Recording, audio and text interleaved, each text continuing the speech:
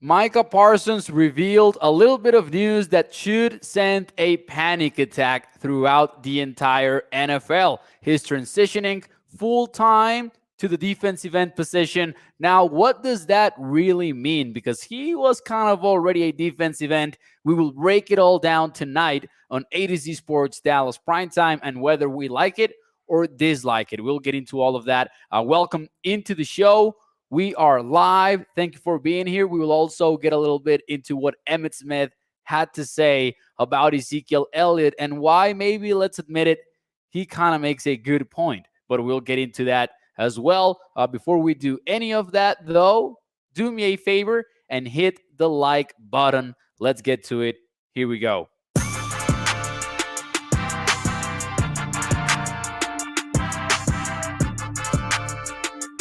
What is up, everyone, and welcome into A to Z Sports Dallas Primetime. I am your host, Mauricio Rodriguez, streaming with you live every Sunday through Thursday night at 8 p.m. Central here on Dallas On Demand Sports Network.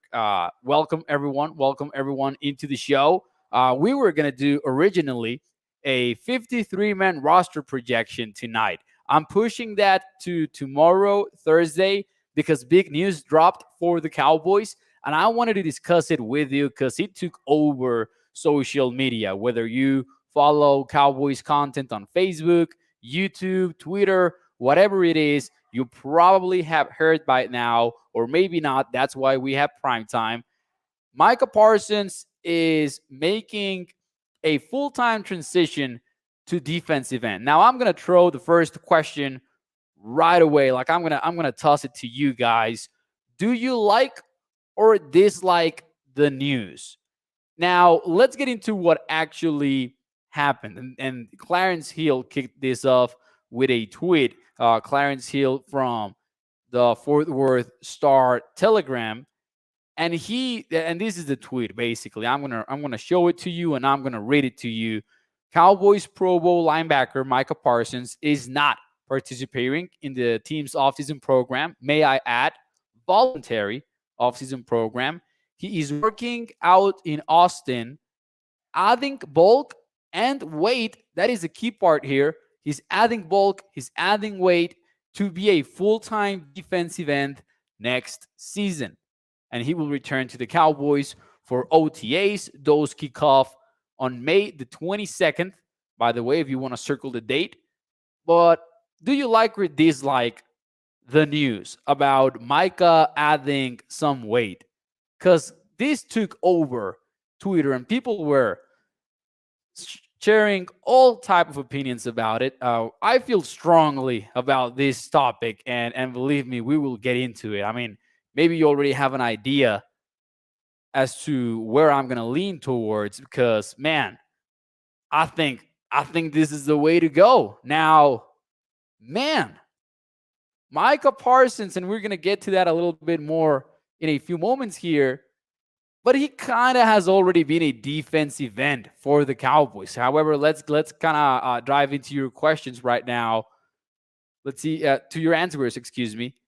Do you like or dislike the news? I think the news part of it is that Micah is adding weight and he's adding bulk. I don't think it's about moving to defensive end. I think he's been one for a while, for more than a season even. But the part of adding weight and bulk, that's what's significant. Joey Vela says dislike. Katharina says dislike over at Facebook. Shout out to everybody, by the way. Dislike for Gregory. A 3-inch Tom. Why 3-inch Tom, man? What? I mean, wasn't he already mostly playing defensive end? Exactly. And has 2 All Pros and he's second in Defensive Player of the Year. Yeah, I like it, says Toxic Tom. Nicholas says dislike. Let him line up everywhere. That's why he's so good at getting to the quarterback. They never know when he's coming. I kind of hate to say it, but we're going to debunk that narrative about him doing a little bit of everything, because maybe that was the case at some point during his first season in the NFL, but I think that has changed drastically. Bruce says, I like it. He was getting banged up last year because he wasn't big enough to take the punishment off the edge. And I was going to save this for later, but I actually think we need to dive into it for us to have a full conversation about this, we need to dive right into the Freeman Mazda stat of the week. We do this every Wednesday night. Thank you to Freeman Mazda, who presents this segment. This is a segment because it has to do a lot with the news about Micah adding some weight, adding some bulk. The stat of the week for me is the fact that Micah Parsons has lined up 738 snaps. This is for 2022. He lined up 738 snaps at the defensive line, and he only lined up 171 from the box. Now, who knows out of those in passing situations, how many of them were in the box but walking up to the line of scrimmage in order to blitz? We could talk about it as well. But Micah Parsons has been a defensive end for a while, and this is where I feel very strongly about things. He hasn't been so good because he does everything. That's a lie. He has been so good because he's excellent at rushing the passer. Let him get better at it. Currently, Micah Parsons is listed on the Cowboys official roster at 245 pounds. That puts him near the 0th percentile among NFL defensive ends. Like, that would be very, very light for a defensive end. He still wins with speed, with explosiveness, with agility. He's a fantastic athlete, but there is no question that he could get stronger. He could get a little bit heavier as well. Micah has been a defensive end for a while, and I think that if he adds weight to the equation, then he's going to get even better. Now, adding to the Freeman Mazda stat of the week, let me say this. He had 488 pass rush snaps last year. He only had 64 snaps in coverage. So that versatility about him doing a little bit of everything, I'm not entirely sure it's true, and I'm not entirely sure that we're going to miss those 64 snaps in coverage. That's very, very few snaps. And I would much rather have the versatility for Micah Parsons to rush from the inside with a little bit more weight. Maybe you feel better about him rushing through the A-gap in certain situations. I would much rather have that versatility than have those handful of coverage snaps. Give me the guy that can line up everywhere across the defensive line and that you can pick the guard if he is the weak spot. Let me pick the center if he is the weak spot, the tackle, whichever of the two it is, and give me a heavier Micah Parsons. And something that he also added is the fact that the extra weight and the extra bulk is going to allow him to be a little bit healthier throughout the season, because he mentioned that, the hand injury, the leg injuries, those had to do with weight as well. He can get stronger. He can get heavier. I think it's a fantastic idea for the Cowboys. And I think that the Freeman Mazda stat of the week really shows that Micah has what it takes and has essentially already been a defensive end for over a season, I would say. Do you agree or disagree that Micah Parsons has already been a defensive end for a while? Let me know in the chat. I personally think that the numbers do not lie in this case. The snaps speak for themselves, but let me know what you think. Maybe you think differently. Do you agree or disagree?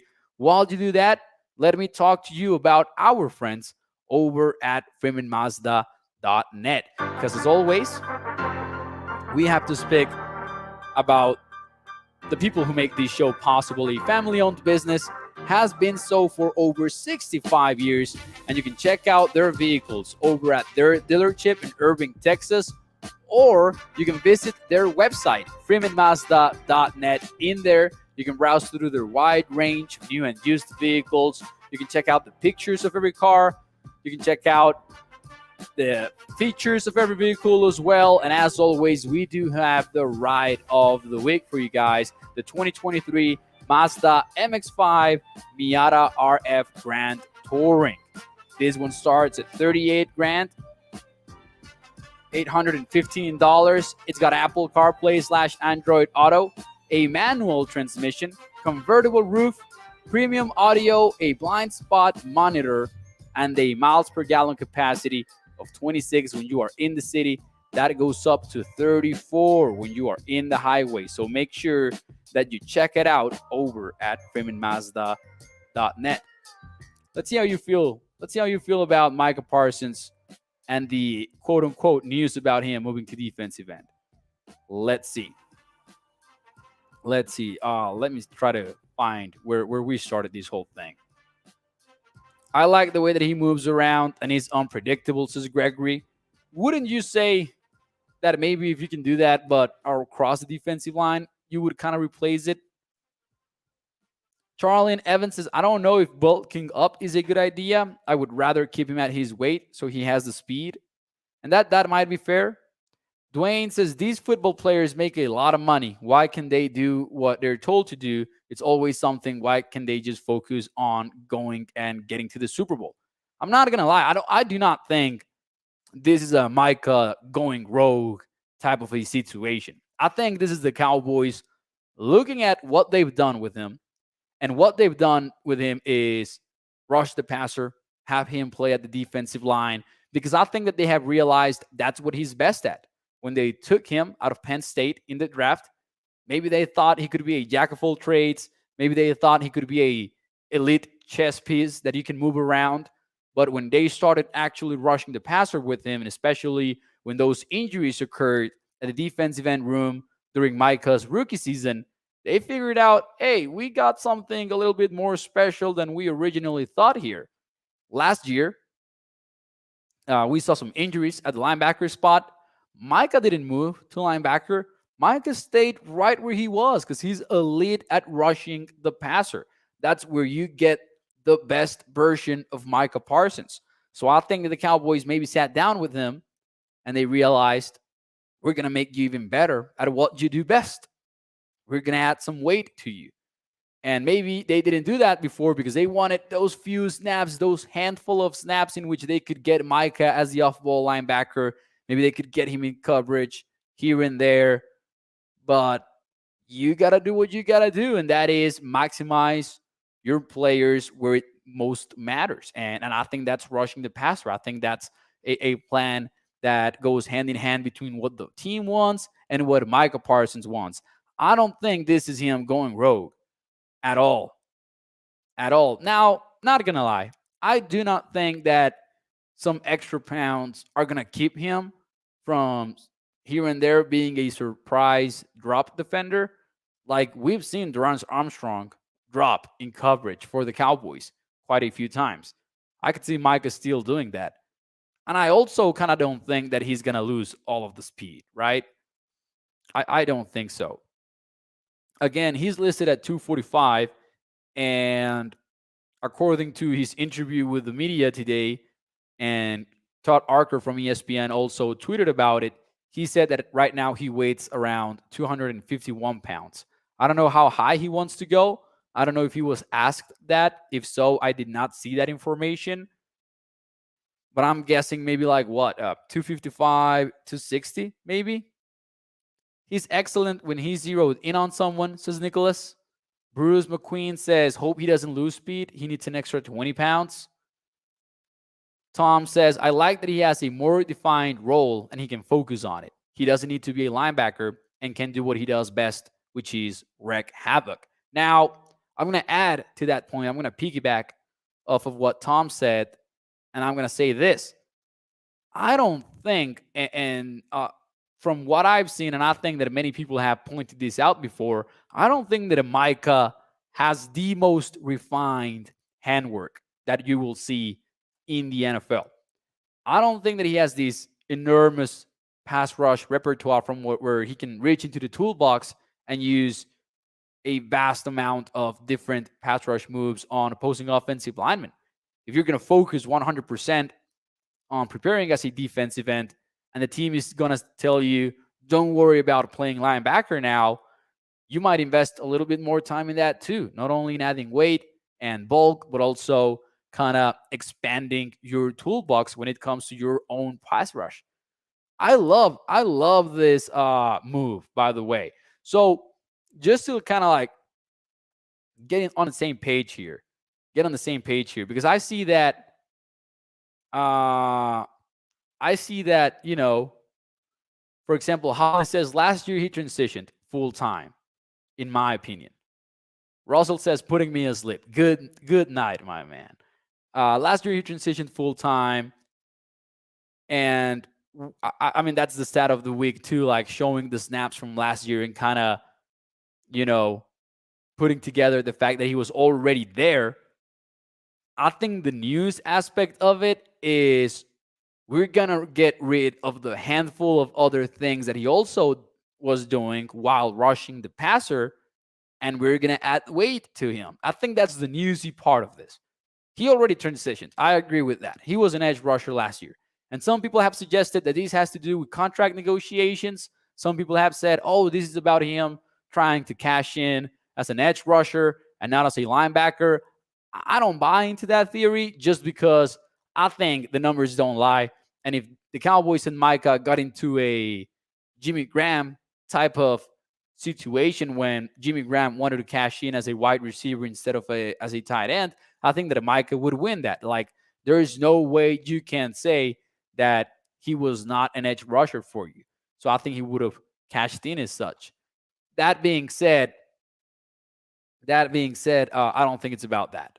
I don't think it's about Micah thinking ahead and trying to cash in as a defensive end instead of as a linebacker. I think this is a coordinated effort between Micah and the team to do what's better for the Cowboys. And I think that the weight significantly will help him get better, because that might have been the one knock on him, like evaluating the player himself. I think the one knock on him could have been his strength, his size, all of that in the trenches. Let's see here. His numbers will go up tremendously at defensive end, says I am the last ape. And that's the thing. I don't know how much, like, if the weight is what's making the difference, maybe. But again, I think that he was very close to full time. Very, very close to full time. They still might go up. Like, you still think about it and you go, okay, 64 coverage snaps. You translate those to pass rush opportunities, and maybe, I mean, they should go up, right? Let's see here. Charlene Evans had a question. Says, do you think that he will get more than TJ Watt when his contract is due? Like, do you mean the last contract that TJ Watt had? Because what was that? I think he sets the record when he cashes in. Like, Micah is going to become the highest paid defender in NFL history when he gets paid. I'm convinced about that. So the average for TJ Watt is, TJ Watt is still on his rookie deal? No, he's not. Like, obviously not. What's TJ Watt's number right now? I cannot find it, but yeah, he's gonna set the record. He's gonna set the record when he ends up cashing in, trying to navigate over the cap here. But for the life of me, I cannot find edge rusher. All right, here we go. I think. Oh yeah, TJ Watt, 28 per year. Yeah. I think he's gonna hit 30. I think he's gonna hit 30. Next year is the first year in which you can negotiate your deal if you are Micah. Because we know that next year the Cowboys are picking up his 5th-year option and everything. But that's the first offseason in which they can sit down at the negotiating table and kind of go through things. He's going to become the highest paid defender for sure. Exactly. As Tom says, by the time that it's Micah's time, Watt might not even be the highest paid defender. Yeah, edge rusher kind of has become like the quarterback position, just like wide receiver as well, in which it's just like record deal after record deal after record deal, just because that's the way it goes. Wow, that's expensive, says Holly. It is. And also, I don't know if it's as big of a deal as we would think, because quarterbacks have hit 50. Like, they're now earning $50 million per year. So it might be a little bit, hand in hand growth there with the salary cap and everything. Like, salaries are getting crazier and crazier. QBs are now making 50 per year with the last couple of deals that have came out. If Dak Prescott does sign that contract extension this offseason, I mean, don't be surprised if it also hits 50. That's what I would be expecting at least. So get ready for all of that. It's crazy numbers all the way through in the NFL market. I am the Lost Ape says the major thing will be that his holding calls will go up as well. Let's see here. Love the moves, just Ty. Just hope that speed doesn't go away because of the weight. And I think that would be the concern for everyone. But also, I don't think that it will go away. We have seen heavier defensive ends kind of like show off that type of speed. So I'm guessing that it will be a very decent trade off. Very, very decent trade off. Anyways, that's the stat of the week. That's the Micah news. Just gonna show them to you once more time. This is a tweet from mine from earlier in the day. And my tweet was basically, miss me with that Micah Parsons adding weight is a mistake talk. He's got the snap counts. He's been a defensive lineman for a while now. And he has got the pass rush snaps versus the coverage snaps. I would much rather have that versatility to rush from inside and outside than I would have the versatility to cover every once in a while. So give me the most complete version of Micah, the defensive line, in other words. Right? Now, what does he mean? What does that mean for his defensive player of the year? It's like Levi says over here. Moving to defensive end will get him defensive MVP, maybe league MVP. Like I do remember, like for example, the pressure rate, it was kind of like the same as Bosa last year, but Bosa had much more pass rush opportunity. So maybe that's true. Maybe his production does go out. Bruce says, Mo set me, miss me with that BS. Yeah, I kind of got pissed when I saw everyone react on Twitter negatively. I was like, come on, what are you talking about? He's already a defensive end. He's just telling you, I'm going to get better because I'm going to sacrifice a few linebacker snaps here and there. I personally love it. I think the Cowboys have nailed that one. And before we move on, well, actually moving on, let's get to what Emmitt Smitt had to say today on NFL Network during Good Morning Football. We're going to talk a little bit about the running backs. I know. The Ezekiel Elliott saga does not end. I don't think it's capable of ending at this point. It feels like it's a conversation that we are bound to have for weeks and weeks and weeks and months, even. Ezekiel Elliott is still a free agent. The Cowboys added a running back in the NFL draft, Deuce Vaughn, with a 6th-round pick. They still have Malik Davis. They still have Rika Dowdle. One of the most common questions, no matter what show you tune into, no matter what Twitter you follow, people are still asking, can Zeke and find his way back into Dallas? Jerry Jones didn't dismiss the opportunity during the post-draft press conference. He said, we're still very open to bringing Zeke back. You've got the quarterback kind of campaigning for his team to bring him back. And now Emmitt Smitt also chimed in and he said, if the Cowboys bring him back, I think it would be a wise move. We have to still see what Tony Pollard can do after coming off of that severe injury that he sustained last year. And we need to have not only a veteran running back, because I know Malik Davis could do it, but can he carry the load? Right now, from 1 to 10, how likely do you think a Cowboys Ezekiel Elliott reunion is to happen? From 1 to 10, what is the likelihood that ends up happening? Let me know in the chat where you stand in that. Oh, Rojo, that's true. Ronald Jones is also on the roster. Thank you, Last Ape, for reminding me of that. From 1 to 10, how likely do you think it is? Because I do see Emmitt Smitt's point here. And you guys know how I feel about it.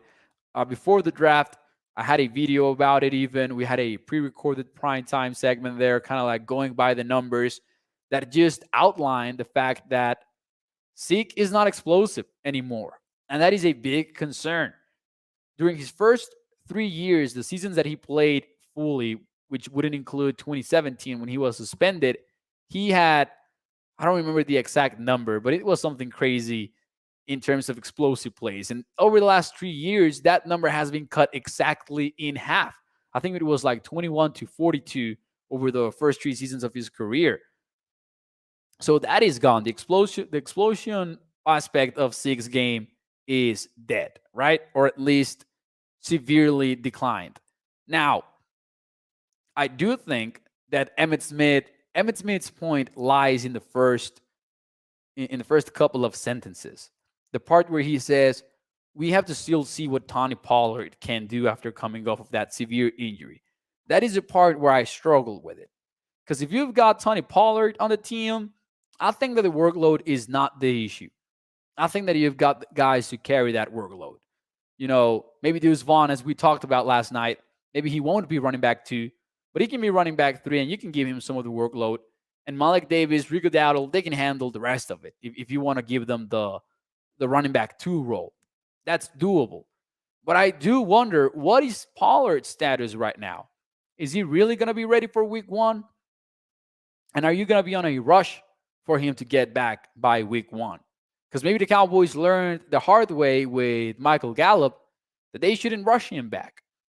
So if the Cowboys are in a situation in which he's expected to miss 3 to 4 games, Pollard, I could see it happening. So I would say like a 4, because I still think that it won't happen. So I don't want to go beyond 5. I'm going to go with 4 for that one. Like that is a likelihood for me for that to happen. Now, Emmitt does make a good point. If Pollard is really injured, maybe you want that insurance policy. We'll see what happens. Katharina goes with an 8. 3-inch Tom says, Mo, I truly believe that Emmitt sees himself with how Zeke left Dallas. It's personal for him. 100%. I agree with that. Heck, even that segment that we were talking about, I couldn't find it. I wanted to play it for you, but I couldn't find it on time. He starts talking about himself, like he gives that example himself about when he was kind of looking for a team and he couldn't believe that no one was signing him. So I do think that he does sees himself in Zeke. It makes a lot of sense. Bruce goes with a 7. Phoenix goes with a 4. The last 8 goes with a 1. Modelo Time goes with a 5. Mark Andrew with a 7. 3-inch Tom says 10 as a day 1 contract when he retires. Minus 21 says Joey Vela. 0 for Gregory. Margaret goes with 7 because he needs to come back. He's a good player, says Margaret. Gilbert's a 6. So, a lot of mixed answers. A lot of mixed answers. I'm going to go with 4. I don't think it happens. I do think that with Dak pounding the table and the Cowboys really liking Zeke, it could happen if he doesn't end up anywhere and the season is right around the corner and the Cowboys kind of figure out the fact that Pollard is not going to be ready to go. Because I would struggle a little bit with the idea of Malik Davis or Rico Dowdle, one of the two, splitting the workload with Deuce Vaughn. That's where I would get concerned. Like if you only have one of those two and the fullback, say that Hunter Lipke maybe makes the team, maybe I would be concerned about that workload specifically. But if Pollard is ready to go, they got it. They got it down. We'll see what happens. Still interested that this still is a conversation even months after Zeke was let go by the Cowboys. Still a conversation. We're still talking about it.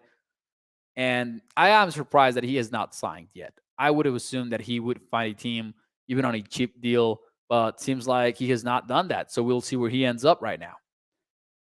I love how our old timers are looking out for our current players too, says Toxic Tom. Yeah, that is very cool. Levi Boyd says the time that he was at Ohio State was basically seasons in the league. After his first 3 years in Dallas, he was a 6-year bet. Yeah, they rushed him a lot when he was with the Buckeyes. So I agree with that too. And I think we always knew that. Like it was a negative for him. Lost Ape says Kuhnmaker, Ferguson, Hendershot, Lipke are my tight ends / fullbacks. Hey, I don't want to react because I've got my 53-man roster projection tomorrow night. But you're onto something. Yeah, you're onto something there, the Lost Ape. Anyways, ladies and gentlemen, maybe a little bit of a shorter show tonight, but that will be it for me on tonight's A to Z Sports Dallas Primetime. Thank you for tuning into the show. If you want to read about these two topics, I wrote about them for atozsports.com/Dallas. So make sure you go check it out. Check out all of the articles that we've got for you. Matthew Lennox has also written on several different topics, including a docuseries that is gonna be released about Jerry Jones. I have not caught up with those news, but there you go. In case you want to check it out, I'm gonna catch up with it on A to Z Sports. So go check it out. And as always, Primetime brought to you by our friends over at FreemanMazda.net. Before you leave, do me a favor and hit the thumbs up. Hit the like button because it helps me put this show in front of more and more Cowboys fans as we continue to grow A to Z Sports Dallas. Thank you, everyone. Thank you, Katharina, Toxic Tom, Double R, Margaret, Mark Andrew, Joey Bella. Thank you. Thank you, Modelo Time as well. Gregory. Nos vemos el día de mañana. Bye-bye.